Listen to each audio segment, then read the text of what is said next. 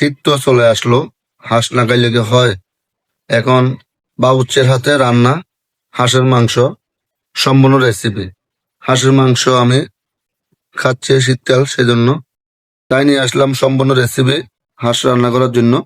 এখানে হাঁস রান্না করার জন্য আমি একটা পাতিলে সরিষার তেল, আদা বাটা, রসুন বাটা, একটু সরিষা বাটা এবং পরিমাণ মতো গরম মশলা দিচ্ছি, একটু জিরা গুঁড়া, একটু দিচ্ছি মিক্সড মশলার পাউডার এবং দিতেছি একটু ধনিয়া গুঁড়া। এখানে তারপর দিচ্ছি আমি পেঁয়াজ কুচি এবং টমেটো। পেঁয়াজ কুচি টমেটো দেওয়ার পরে এখন দিব, আপনাদের সম্পূর্ণ রেসিপি দেখার জন্য সম্পূর্ণ ভিডিও দেখবেন।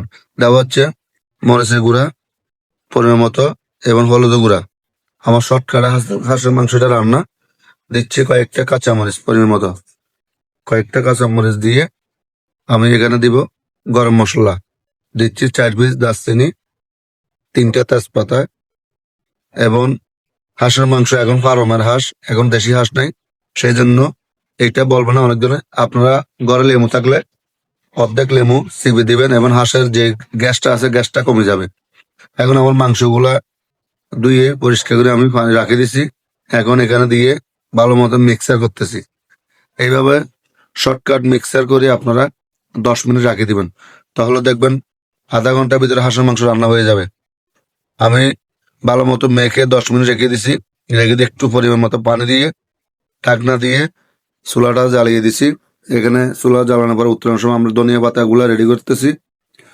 এখন মাংসগুলো রান্না হচ্ছে, এভাবে আমরা ভালো মতো কষিয়ে নিব যতক্ষণ পানিগুলো না শুকায় আমরা কষাবো। এই পানিটা শুকানোর পরে আবার নতুন করে আমরা পানি দিব। এটা মাংস থেকে যে পানিটা আসছে ওইটা এখন শুকিয়ে গেছে, এখন দিচ্ছি আমরা জল।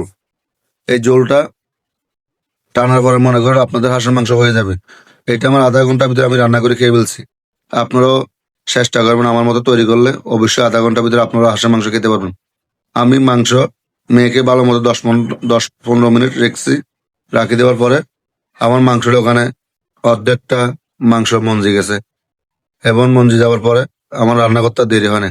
আপনারা এভাবে পানিগুলো শুকানো পর্যন্ত ভালো মতো লাড়বেন এবং মাংসগুলো সিদ্ধ হয়ে গেলে কালার চলে আসলে তেল যখন বেড়ে যাবে তখন আমরা এখানে ধনিয়া পাতা দিবেন।